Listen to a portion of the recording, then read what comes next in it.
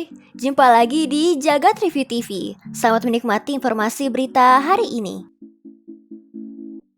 High Bandwidth Memory alias HBM udah berkembang pesat dalam kurun waktu kurang dari 10 tahun sejak diperkenalkan. Kecepatan transfer, data, kapasitas, dan berbagai fitur meningkat secara drastis berkali-kali lipat. Tapi bakal ada perubahan yang lebih besar lagi dengan HBM4 generasi berikutnya lewat bus memori 2048 bit. Sebagai konteks, generasi pertama HBM pada 2015 punya bandwidth 128 GB per second dengan kapasitas maksimum terbatas cuma 4 GB. Lalu HBM3E generasi saat ini sudah mampu mencapai bandwidth 1,2 TB per second dengan kapasitas maksimal hingga 64 GB. Dari awal peluncurannya hingga sekarang, HBM masih memakai bus memori 1024 bit. Namun untuk generasi HBM4 kabarnya akan beralih ke bus memori 2048 bit. Ini secara teoritis bakal membuat bandwidth memori untuk kartografi khusus data center dan komputasi tinggi ini meningkat jadi 2 kali lipat. Samsung dan SK Hynix terpantau lagi ngembangin generasi terbaru HBM4, namun peluncurannya mungkin tidak akan dalam waktu dekat.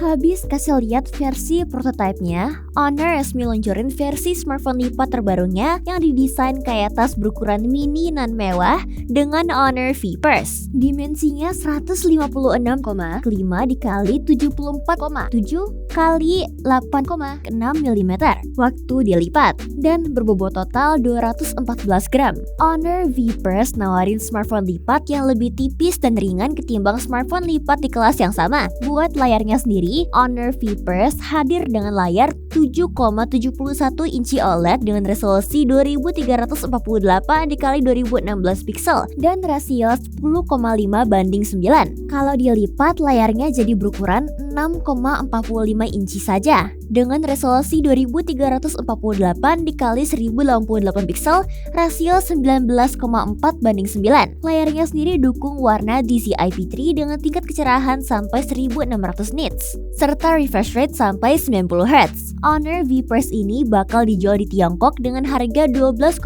jutaan rupiah per unitnya.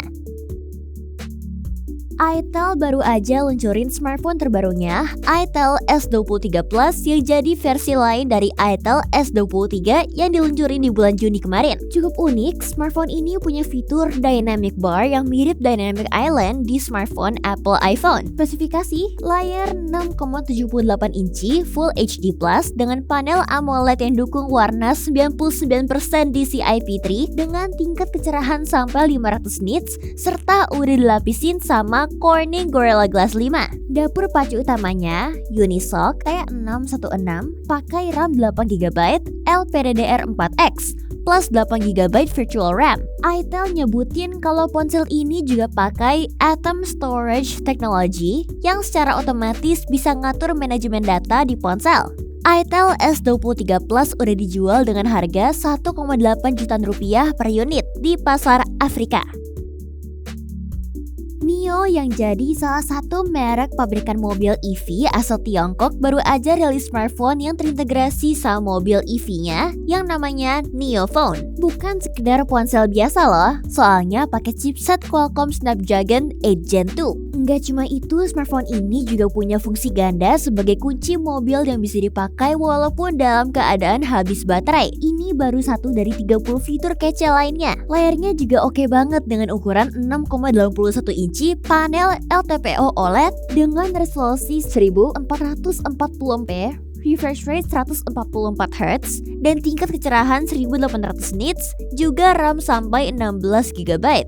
Pihak perusahaan bikin smartphone satu ini maksimal banget dengan perlindungan buat risiko malware dan bahaya retas, serta enkripsi data lebih ketat. Harganya mulai 13,6 jutaan rupiah per unit, dan eksklusif buat negara Tiongkok aja.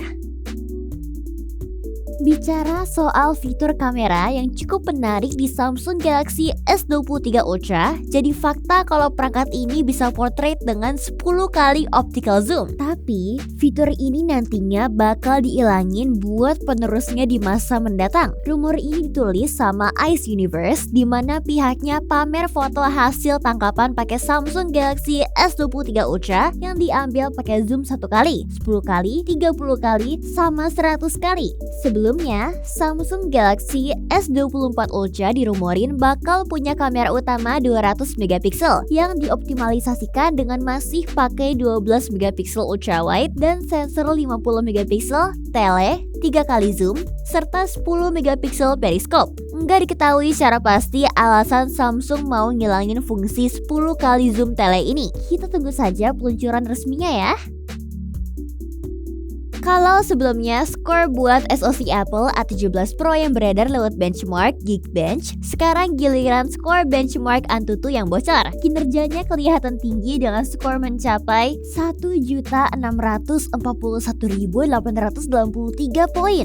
Sebagai perbandingan, SoC A16 Bionic tahun lalu mencapai 1.474.011 poin. Nggak cuma itu, skor ini juga hampir nyamain skor chip Apple M1 yang dipakai di laptop dan iPad Apple yang skornya mencapai 1.754.456 poin. Di ranking Antutu smartphone, iPhone 15 Pro Max udah unggul dan ngalahin smartphone Android Nubia Red Magic Pro Plus yang cuma mencapai 1.632.859 poin. Walaupun nih masih belum bisa geser pemuncak ranking sekarang, OnePlus Ace 2 Pro sebesar 1.648.735 poin. Tapi paling enggak, hasil ini nunjukin peningkatan kinerja SoC Apple dari generasi ke generasi. Tetap konsisten dengan hasil skor benchmark yang meningkat.